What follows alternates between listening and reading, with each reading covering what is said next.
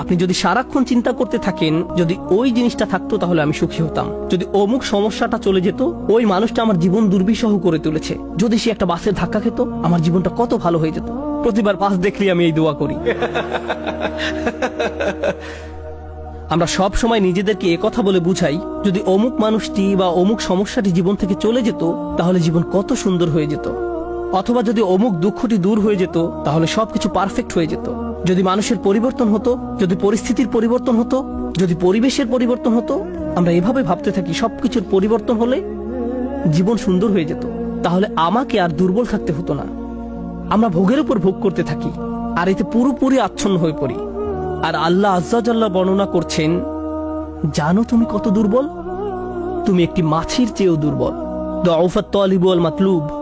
যখন তিনি এভাবে বলছেন আমি আপনি মজ্জাগতভাবে অবিশ্বাস্যভাবে কতটা দুর্বল, একটু চিন্তা করে দেখুন। আপনাদের প্রত্যেকের মাথায় বিভিন্ন জিনিসের চিন্তা আছে প্রতিদিন। আমরা এখন রোজা রাখছি, নামাজ পড়ছি, আর আলহামদুলিল্লাহ নামাজ পড়ার সময় আমরা মনোযোগ ধরে রাখার চেষ্টা করি, কিন্তু এর বাইরে আপনার মাথায় কোন চিন্তা ঘুরঘুর করে? আপনি কি নিয়ে উদ্বিগ্ন থাকেন? আপনি কি নিয়ে চিন্তা করেন? কোন চিন্তাটি আপনার মাথায় সারাক্ষণ ঘুরতে থাকে? কোন জিনিসটির ব্যাপারে ভাবেন এটা যদি থাকতো, আর কোন জিনিসটির ব্যাপারে ভাবেন যদি এটা না থাকতো? কারোর জন্য অসুস্থতা, কারোর জন্য ডিপ্রেশন, কারোর জন্য দুঃখ, কারোর জন্য হয়তো কোনো ব্যক্তি। কেউ কেউ ভাবেন যদি ওই মানুষটা আমার ব্যাপারে খুশি হতো। তারা অন্য একজনকে খুশি করার চিন্তায় মশগুল থাকেন। যদি আমার বাবা আমার উপর খুশি থাকতেন তাহলে আমি সুখী হতাম, কিন্তু আপনার বাবাও তো একজন মানুষ। তিনি যদি আজ খুশি হয়েও থাকেন, কাল হয়তো তার জীবন শেষ হয়ে যেতে পারে। তারপর আপনি কি করবেন? এরপর আপনি কোথায় দাঁড়াবেন? সুতরাং আমি আর আপনি এভাবে এসব জিনিসের পেছনে ছুটতে থাকি। আর এর পরের আয়াতে আল্লাহ আজ্জা ওয়া জাল্লা বলেন, মা কদারুল্লাহ হাক্কা কদরিহি। তারা আল্লাহকে যথাযথ মর্যাদা দেয় না। ইন্নাল্লাহা কাউইয়ুন আজিজ। নিশ্চয়ই আল্লাহ শক্তিধর, মহাপরাক্রমশালী। তুমি দুর্বল কিন্তু আল্লাহ সর্বশক্তিমান। তিনি আরো বলেন, তোমরা আল্লাহকে যথাযথ মর্যাদা প্রদান করনি। জানেন তিনি আমাকে আপনাকে কি বলছেন? তিনি বলছেন তোমরা বিভিন্ন জিনিসের পেছনে ছুটবে, তোমরা বিভিন্ন মানুষের পেছনে ছুটবে, তোমরা এই দুনিয়ার যত কিছুর পেছনেই ছুটো না কেন, এর প্রতিটি জিনিসের একদিন সমাপ্তি হবে। এর প্রতিটি জিনিস দুর্বল। এই কারণে তুমিও দুর্বল হয়ে পড়েছ। এই জন্য তুমি বারবার দুঃখ ভারাক্রান্ত হয়ে পড়ছো। ফলশ্রুতিতে তুমি বারবার ক্ষতির সম্মুখীন হচ্ছ। কিন্তু শেষবারের মতো যখন তুমি এই সিদ্ধান্ত গ্রহণ করবে, তোমার যত চাওয়া পাওয়া আছে তার মাঝে সবচেয়ে বড় চাওয়া পাওয়া হলো তোমার মালিককে খুশি করা। যখন তুমি সবকিছুর উপরে আল্লাহর সন্তুষ্টিকে প্রাধান্য দাও, যখন তুমি সত্যিকার অর্থে তোমার অন্তর থেকে এটা করতে পারবে, একমাত্র তখনই, যেহেতু তিনি শক্তিধর।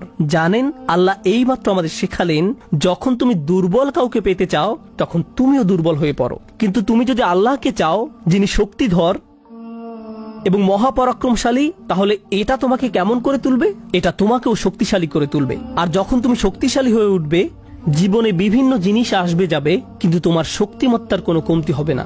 যে জিনিসের পেছনে তুমি ছুটছো তা ভেঙে পড়ার কারণে তখন তুমি আর ভেঙে পড়বে না, কারণ তুমি দুনিয়ার এসব তুচ্ছ জিনিসের চেয়েও অনেক অনেক উচ্চ একজনের সন্তুষ্টির অন্বেষণ করছো। আমি বলছি না যে আপনি এই দুনিয়ার কোনো কিছু চাইতে পারবেন না, কিন্তু আয়াতটি আমাদেরকে একটি ব্যাপারে শিক্ষা দিচ্ছে। আমরা যখন এসব পার্থিব বিষয় কামনা করব, আমরা বুঝবো যে এগুলো দুর্বল। পার্থিব এসব বিষয় জীবনে আসবে যাবে, কিন্তু আমরা কখনো আল্লাহকে হারাতে পারবো না। লক্ষ্য করুন, মানব জাতির ব্যর্থতা হলো যখন তারা পার্থিব কোনো জিনিস পেতে ব্যর্থ হয়, তারা আল্লাহকে ভুলে যায়। তাদের চাওয়া পাওয়ার জিনিসটি না পেলে তারা নামাজ পড়া ছেড়ে দেয়। তারা যা চায় তা যদি না পায়, তারা এভাবে বলে, এভাবে দোয়া করার অর্থ কি? তারা যখন তাদের আকাঙ্ক্ষার বস্তুটি পায় না, তখন দুঃখ হতাশা একেবারে ভেঙে পড়ে এবং বলে, আমি তো আল্লাহর সাথে কথা বলার শক্তিও পাচ্ছি না। এমনটি ঘটার কারণ হলো সমস্যায় পড়ার পূর্বে আল্লাহর সাথে তাদের বন্ধন শক্তিশালী হয়ে ওঠেনি। যদি সে বন্ধনটি আগে থেকেই বর্তমান থাকতো, যেমন মূল যদি শক্তভাবে গাঁথা থাকে, তাহলে ঝড় এলে এদিক ওদিক দুলতে থাকে, সম্পূর্ণ ভেঙে পড়ে না, মূলের উপর দাঁড়িয়ে থাকতো। আর ঝড় চলে গেলে আবার ফল দেয়া শুরু করতো। এরকম একটা উপমার কথা কোরআনে অন্যত্র এসেছে, আসলুহা সাবিত ওয়া ফারউহা ফিস সামা। লা ইলাহা ইল্লাল্লাহ হলো এমন একটা বৃক্ষের মতো যার শেকড় মাটিতে এবং শাখা আকাশে উত্থিত। এটাই ঈমানের শক্তি। এই আধ্যাত্মিক শক্তির ধারণাটি আরো পরিষ্কার করার জন্য আমি আপনাদের নিকট একটা উদাহরণ পেশ করব। শক্তিকে আমরা বিভিন্ন জিনিসের সাথে সংযুক্ত করি। আমি বহু বছর আগে একটা ঘটনা নিয়ে কথা বলছিলাম, কিন্তু এখন এটি আমাকে অনুপ্রাণিত করে। যুক্তরাষ্ট্রের নিউ অরলিন্স অঙ্গরাজ্যের একটা পরিবারের একটা ঘটনা। পরিবারটা ছিল অনেক ধনী, তাদের গাড়ি ডিলারশিপের ব্যবসা ছিল। তাদের দোকান ছিল একেবারে সমুদ্র সৈকতের পাশে। তারা দামি দামি গাড়ি আমদানি করত এবং বিক্রি করত। এরপর হ্যারিকেন ক্যাটরিনা আঘাত হানল। ক্যাটরিনা এসেছিল বিশাল জলোচ্ছ্বাস নিয়ে এবং এর ফলে তাদের কেনা সকল গাড়ি ভেসে গেল। একমাত্র লেক্সাস এলএস মডেলের একটা গাড়ি বর্তমান ছিল এবং পরিবারটা এই গাড়িতে করেই হ্যারিকেন আক্রান্ত এলাকা থেকে পালিয়েছিল। দুর্যোগ শেষ হওয়ার কয়েক মাস পরে স্টেটের সবকিছু খুলে দেওয়ার পর আমি আবার তাদের সাথে দেখা করতে গিয়েছিলাম। যে পরিবারটি মাসে প্রায় 2 কোটি টাকা আয় করত, তারাই এখন সেই লেক্সাস গাড়িতে করে পিজা ডেলিভারি দিচ্ছে। পরিবারটি এখন এই কাজ করছে। এক ব্যক্তির পিজা দোকানের জন্য তাদেরকে হায়ার করা হয়েছিল। মা বাবা দোকানে পিজা বানাতো আর ছেলে লেক্সাসে করে সেই পিজা ডেলিভারি দিত।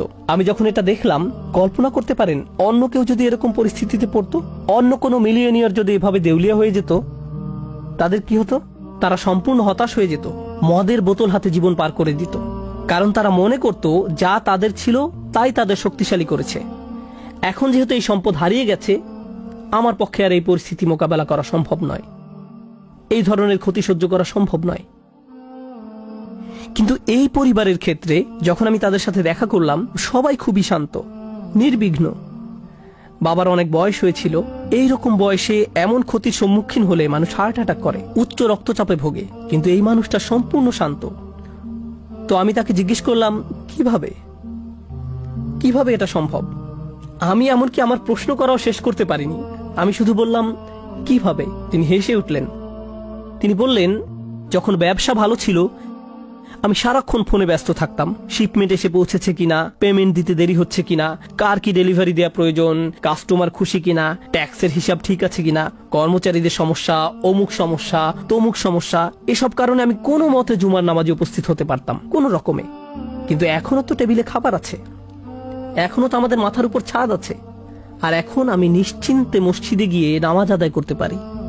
আর সকালে ঘুম থেকে উঠে আমাকে কিচ্ছু নিয়ে ভাবতে হয় না, একমাত্র আমার রবকে মনে করা এবং তার কৃতজ্ঞতা জ্ঞাপন করা ছাড়া। আমার আসলে মনে হয় আমার জীবন শেষ হওয়ার পূর্বে আল্লাহ আমাকে সহজ জীবনের এই নিয়ামত দান করেছেন। সেই বাবা এটাই বলেছিলেন, কোনো সাধারণ মানুষের পক্ষে এভাবে কথা বলা সম্ভব নয়। আপনি যদি এমন কথা অন্য কোনো ব্যবসায়ীকে বলতেন, সে বলতো এই লোকটার মাথা নষ্ট হয়ে গেছে, তার সকল সেন্স নষ্ট হয়ে গেছে। আর এই জন্যই এখন সে তার মাথায় এই পরিস্থিতির একটা যৌক্তিকতা খুঁজে নিয়েছে। আপনাদেরকে একটা কথা বলছি, একজন মানুষের পক্ষে কেবল তখনই এভাবে কথা বলা সম্ভব যখন সে বুঝতে পারে যেসব জিনিসের পিছনে সে ছুটছে তা দুর্বল। কেবলমাত্র আল্লাহই শক্তিশালী।